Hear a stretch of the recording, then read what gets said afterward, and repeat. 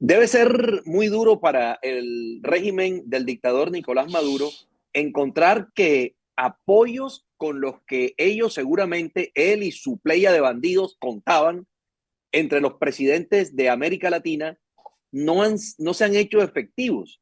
Y es que si uno comienza a revisar, pudiera creer, o por lo menos eso es lo que pasaría en la mente de cualquier chavista o madurista, que tenían en el bolsillo los apoyos de Gustavo Petro, de Andrés Manuel López Obrador y del presidente Luis Ignacio Lula da Silva de Brasil.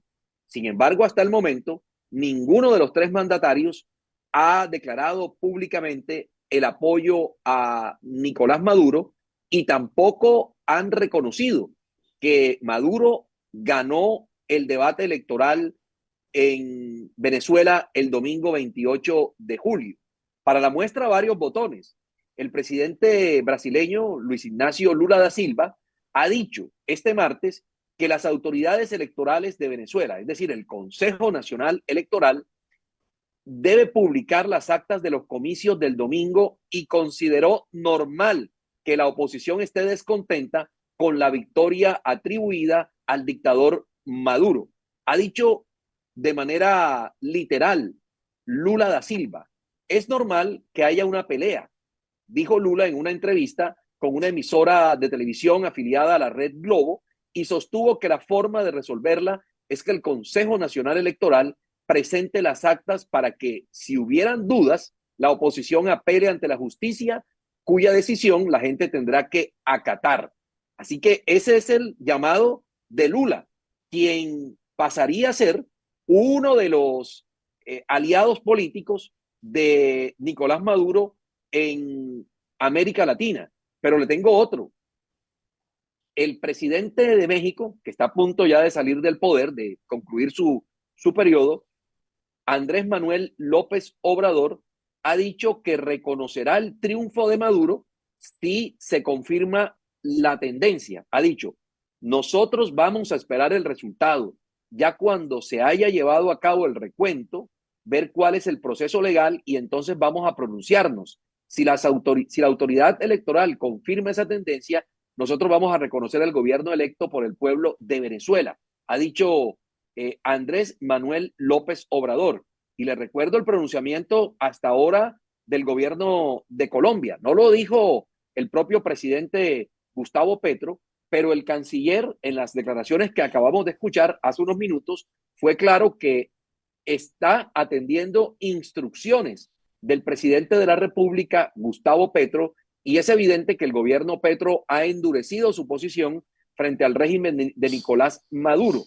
Ha dicho el canciller Luis Gilberto Murillo que por la paz de Venezuela se requiere conocer todas las actas de los resultados finales y que éstas sean auditadas por el mundo. Dice, Colombia insta a las autoridades venezolanas a que respalden este proceso democrático con evidencias y herramientas que la constitución de su país permite. Mantener el diálogo entre las partes y evitar la violencia en las calles será fundamental. Ha dicho que necesita el gobierno nacional que se muestren las actas. Así que Colombia tampoco está reconociendo al dictador Maduro. En estos momentos, les recuerdo que las únicas naciones de América Latina que han reconocido la elección del dictador Maduro son Honduras, gobernada por supuesto por la esposa de Manuel Zelaya, un ultraderechista; Cuba, que tiene una dictadura de data de hace más de 60 años, y Bolivia, en donde el presidente hace poco se trató de hacer un autogolpe de Estado, de manera tal que los demás países de América Latina lo que han presentado es un rechazo frente a los resultados electorales, la solicitud de la presentación de las actas, y esto ha causado la ira santa del dictador Maduro, quien ordenó el retiro de todo el personal en las delegaciones diplomáticas de Venezuela, en países como Argentina, como Perú, como Uruguay, que han salido a rechazar, y por supuesto también Chile, que salió a pedir garantías para la oposición en este proceso electoral. Luego entonces, lo que podemos decir, señor Tobío, es que los apoyos que esperaba Maduro en el vecindario no han llegado y parece que no van a llegar en la medida que sigue obstinado el régimen de la dictadura venezolana en no dar a conocer las actas. Y no las van a dar a conocer por las razones que les expliqué hace un momento. Porque de darlas a conocer se evidenciaría el gran fraude que se fraguó en Venezuela el día domingo, porque las actas, si las alteran, evidentemente no van a coincidir con las actas que ya tiene digitalizada la oposición y que ya suman más del 75% de los votos efectivos y de la información arrojada por las 30.000 mesas de votación que funcionaron el domingo 28 de julio en Venezuela. Sí, hay una gran diferencia entre el pronunciamiento que ha hecho Colombia hoy a través del canciller Murillo, Gilberto Murillo, y lo que han hecho otros países. Por ejemplo, a Maduro lo enfureció el pronunciamiento de Gabriel Boric en Chile, le enfureció. Pero Andrés Manuel López Obrador y también Lula lo han hecho ellos mismos. Lo mismo lo hizo Boric en Chile. Acá Petro está escondido, no sabemos si debajo de la mesa o debajo de la cama. ¿Dónde está escondido y por qué le da miedo hacer un pronunciamiento? Lo que dijo Murillo ha podido decirlo él, porque él se ufana, él se pega en el pecho ante las multitudes diciendo que él es el jefe de Estado. Entonces, era una bonita oportunidad para que se pronunciara en nombre del gobierno colombiano.